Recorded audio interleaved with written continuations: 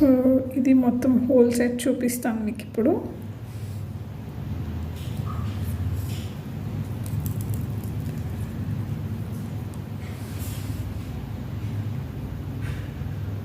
ఇలా వస్తుందండి. మనం ఎల్లో కలర్ కాంబినేషన్స్ చేంజ్ చేసుకొని లోటస్ ఫ్లవర్ అండ్ కాసుతో మనం బ్యాంగిల్స్ కస్టమైజ్ చేసుకోవచ్చు. నేను ఈ సెట్ చేశానండి ఇవాళ.